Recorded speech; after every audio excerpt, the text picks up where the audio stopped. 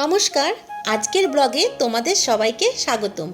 আজ দুপুরটা কাটছে একদম ঘরোয়া আমেজে, রান্না কাজ আর একটু নিজেকে নিয়ে সময় কাটানো। আর কি দেখতেই পাচ্ছ, এগুলো বর ছেলেকে স্কুলে দিয়ে আসার পথে সমস্ত সবজি নিয়ে এসেছে। আর আমি সকালে চাটা খেয়ে নিলাম, তোমরা দেখতেই পেয়েছো এর আগের ব্লগে। আর চাটা খেলাম, তোমরা এখনও দেখলে। আর এটা করছি আমি আমার সকালের জলখাবার। ছেলেকে আমি যেটা টিফিনে করে দিই, তোমরা অনেকেই জানো, আমি সেটাই ব্রেকফাস্টে খেয়ে নিই। কেননা ভাত আমার খেতে ভালো লাগে না, তোমরা জানো ভাত ডাল সবই হয়ে যায় আমার, কিন্তু তবু আমি খুব কম সময়ই ভাতটা খাই।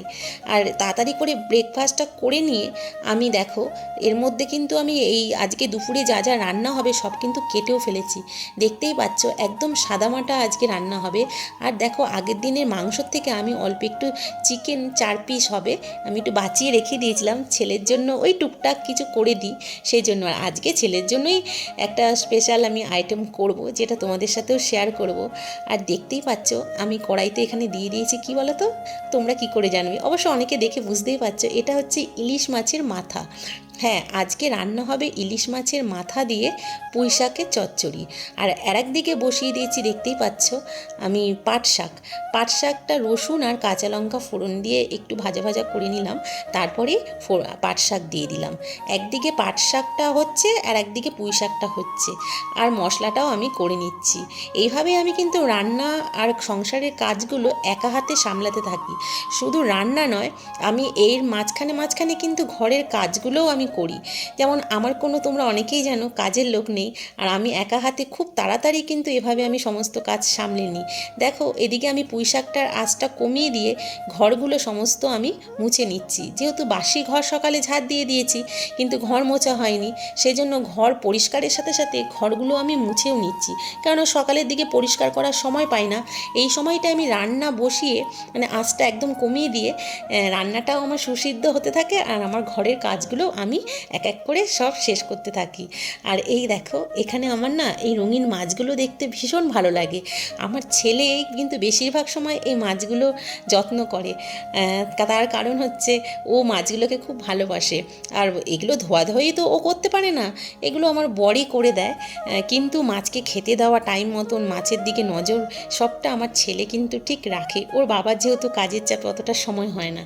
আর দেখো, এই গাছগুলো কিন্তু সব আমার বর নিজের হাতে করেছে।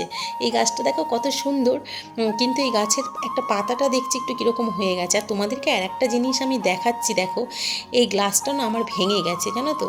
কিন্তু দেখো, এখানটা ভেঙে গেছিলো কাচের গ্লাসটা, সেটাকে একটু আঠা দিয়ে আর ঠিকঠাক করে নিয়েছি। আর নিচে দেখো একটু ছোট ছোট এই যে পাথর দিয়ে সাদা রঙের এই গাছটাকে আমি বসিয়ে তৈরি করেছি। কত সুন্দর না? তোমরা কিন্তু এভাবে কোনো কাচের বাসন ভেঙে গেলে, একটুখানি যদি ভেঙে যায়, সেটাকে কিন্তু এইভাবেই তোমরা করে নিতে পারবে, গাছ লাগানোর ক্ষেত্রে তোমরা ব্যবহার করতে পারবে। আর আজকে জানো তো, দুপুরে একদম সাদামাটা রান্না করলাম, কিন্তু সেই রান্নাটা হয়েছিল একদম মজাদার। ইলিশ মাছ দিয়ে পুঁই শাকটা যখন আমি রান্না করছিলাম, রান্নার গন্ধে গোটা বাড়িটা যেন আরও আপন মনে হচ্ছিল আমার। আরে এটাই তো ঘরের আসল ভালো লাগা, নিজের হাতে রাধা আর সবার সাথে ভাগ করে খাওয়া, এর মজাই কিন্তু আলাদা, কি বলো? আর রান্না করতে করতে দেখো আকাশ কালো করে আসছে, তাই ভাবলাম চানটা সারার আগে আগে সকালে যে জামা কাপড়গুলো কেচে দিয়েছি সেগুলোকে তুলে রেখে যাওয়াই ভালো। তার মধ্যে যেগুলো একটু ভেজা আছে সেগুলো আবার আমি সিঁড়িতে একটু মেলে রেখে দিয়েছি, আর যেগুলো শুকিয়ে গেছে একদম পুরোপুরি সেগুলো সব জায়গায় রেখে দিয়েছি। কিন্তু গোছানোর সময়টা হয় না, সেটা সন্ধে ছাড়া আমার হয় না। তারপরে আর কি বাসন মেজে সমস্ত কাজ সেরে আমি চলে গেছিলাম চানে। আর ছেলের জন্য যে স্পেশাল আইটেমটা আমি রান্না করব বলেছিলাম, ওটা চান সেরে এসে করব। আর দেখতেই পেলে তোমরা আমি কী কী রান্না করেছি। আর তার আগে তোমাদের দেখিয়েও দিয়েছি, এই যে ভাজা, ডাল, পাট শাক আর ইলিশ মাছের মাথা দিয়ে পুঁই শাক, সবটাই হয়ে গেছে। এমনকি রান্নাঘরও পরিষ্কার করে ফেলেছি। তারপরে এগুলো সবই আমি আগেই সব সেরে ফেলি রোজ। তারপরে চান সেরে এসে ছেলে স্কুল থেকে আসার আগে দেখো আমি এখানে করছিলাম চিকেন তন্দুরি। এটা আমার ছেলের জন্যই, দেখতেই পারলে 4 পিসই ছিল, ছেলের জন্যই করেছি। ওর জন্য আমি এরকম চিকেন অল্প অল্প রেখে দিই, মানে শুধু চিকেন তন্দুরি কেন, কখনো মোমো করে দিই, কখনো ওকে ধরো মানে চাউমিনের মধ্যে একটু চিকেন দিই।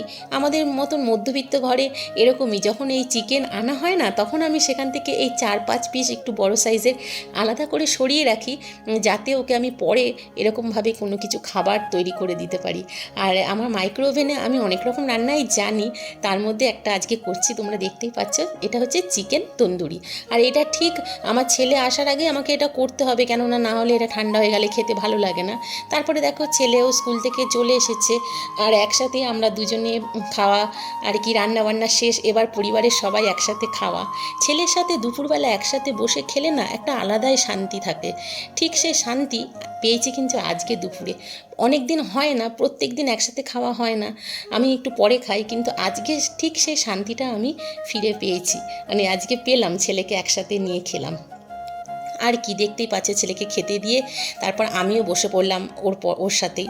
আর ও খেয়ে গিয়ে একটু বিশ্রাম করে ও হোমওয়ার্কগুলো করছিল, কেননা বিকেলেই ওর আবার পড়া আছে। আর আমি যথারীতি খেয়ে দিয়ে আর কি যা কাজকর্ম থাকে, এই টেবিল মোছা, বাসনগুলো ধুয়ে ফেলা, আর দেখো এইগুলো সারতে না সারতে একদম ওর পড়ার টাইম হয়ে গেছে। আর বিকেলবেলা ওর বাবাও চলে এসেছে ওকে নিয়ে পড়তে নিয়ে যাবে বলে, একদম ওকে দিতে চলে গেল। আর কি, এই ছিল আজকে দুপুরবেলার আমার গল্প। রান্না আর টুকটাক কাজের মধ্যে একটু ঘরের ভালো লাগা, আমাদের আর কি আছে মেয়েদের, তাই না? এই সংসার ঘর এগুলোই তো। ভিডিও ভালো লাগলে একটা লাইক করো, কমেন্ট করো, আর সাবস্ক্রাইব করতে কিন্তু একদম ভুলো না। আবার তোমাদের সাথে দেখা হবে নেক্সট ভিডিওতে। ততক্ষণের জন্য সবাই সুস্থ থেকো, ভালো থেকো, পাশে থেকো। আজ এই পর্যন্তই, টাটা।